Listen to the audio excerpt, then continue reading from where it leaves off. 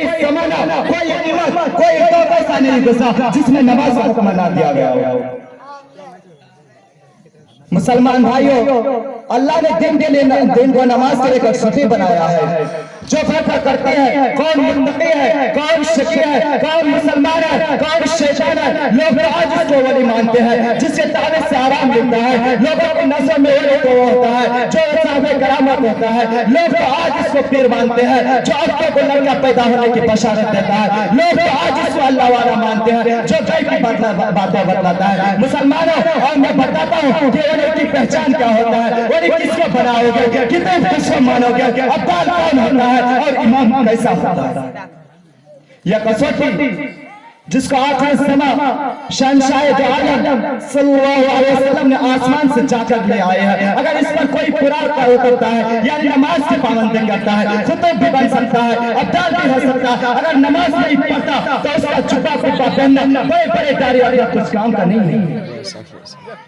حضور اکرم صلی اللہ علیہ وسلم کا فرمان ہے بین العبد و بین الکفر ترک الصلاۃ، بندے اور کفر کے درمیان صرف نماز کا فرق ہے۔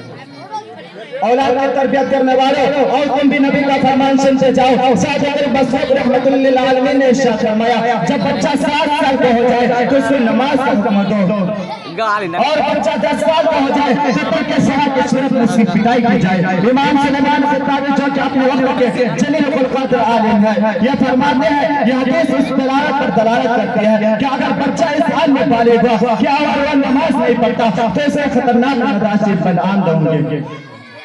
آج کے دور میں پہلے تو اپنے بچے کو پیار میں بگاڑ دیتے ہیں، بعد میں شکایت کرتے پھرتے ہیں۔ نمازی بنو، اپنے متعلقین کو نماز کی طرف بلاؤ۔ میرے دوستو، نماز چھوڑنا بہت بڑا گناہ ہے۔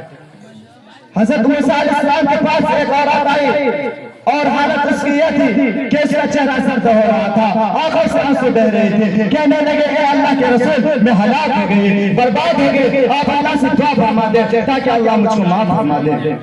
حضرت موسیٰ علیہ السلام نے اس عورت سے فرمایا پہلے تو یہ بتاؤ کیا گناہ ہوا۔ اس عورت نے بتلایا اے اللہ کے نبی مجھ سے زنا کا صدور ہو گیا تھا، پھر لڑکا پیدا ہوا تو میں نے اس کو قتل کر دیا۔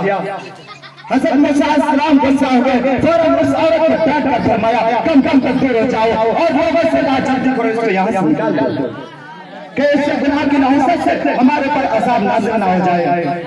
وہ عورت نے آئے دل بستہ اور مایوس ہو کر چلی گئی۔ ادھر آسمان اور زمین کا مالک یہ سب کچھ دیکھ رہا تھا اور سن رہا تھا، فوراً اللہ کی رحمت جوش میں آئی۔ حضرت جبرائیل علیہ السلام کو موسیٰ علیہ السلام کے پاس بھیجا گیا۔ حضرت جبرائیل علیہ السلام نے موسیٰ علیہ السلام سے کہا اے موسیٰ تم نے کیا کیا، تم نے ہماری گناہگار بندی کو واپس کیسے کر دیا، تم نے اسے یہ کیسے کہہ دیا کہ تیرا کوئی علاج نہیں ہے۔ اے موسیٰ یاد رکھو کیا تم زنا سے بڑا کوئی گناہ نہیں سمجھتے ہو؟ اے موسیٰ یاد رکھو سب سے بڑا گناہگار وہ ہے جو نماز کو ترک کرتا ہے۔ ایک جگہ محسن انسان صلی اللہ علیہ وسلم نے ارشاد فرمایا قرۃ عینی فی الصلاۃ، میری آنکھوں کی ٹھنڈک نماز میں ہے۔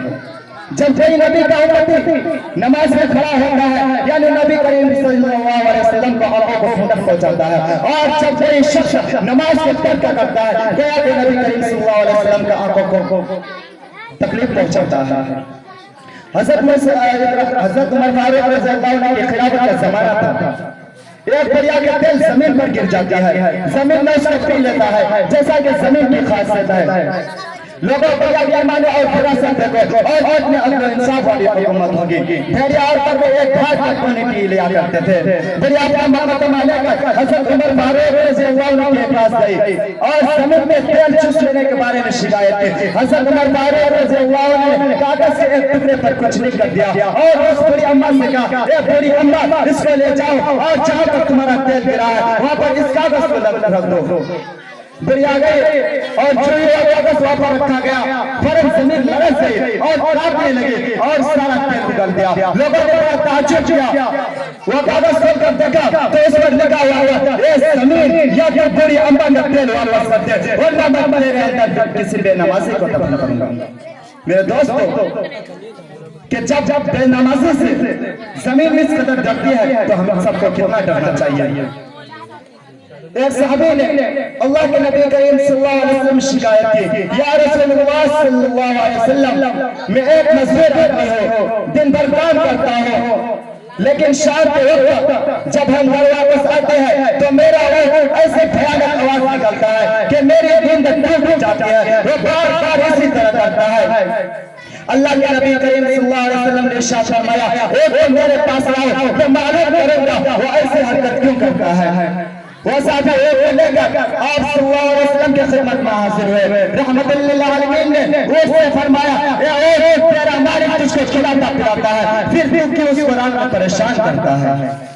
اللہ نے ایک کو سبحان دی، پھر ایک کو عرض کیا، اللہ نے ایک کو سلام دی، ایک کو سلام کیا، پھر عرض کیا، یا رسول اللہ صلی اللہ علیہ وسلم، یہاں یہ میرا مالک ہے، دن بھر کام کرتا ہے، میں بھی اس کی اطاعت میں کام کرتا ہوں، لیکن شام کے وقت جب گھر واپس آتے ہیں تو یہ میرا مالک بغیر عشاء کی نماز پڑھے سو جاتے ہیں، میں بھی اسی مقام میں موجود ہوتا ہوں، مجھے خوف ہوتا ہے، مجھے ڈر لگتا ہے کہ قیامت کے روز اللہ میری پکڑ نہ چل جائے، اس لیے میں بار بار چیختا ہوں تاکہ میرا مالک نیند سے بیدار ہو کر اپنے مالک کی کو راضی کر لے۔ اب بتلائیے اس میں میرا کیا قصور ہے؟ کسی شاعر نے کیا یہ خود کہا ہے، کس قدر تم کو گرا نمازی کے لیے بیداری، کس قدر تم کو گرا نمازی کے لیے بیداری، ہم سے کب پیارا ہے نیند تمہیں پیاری۔ اسی بات پر میں اپنی تقریر ختم کرنا چاہتا ہوں، ما توفیقی الا باللہ۔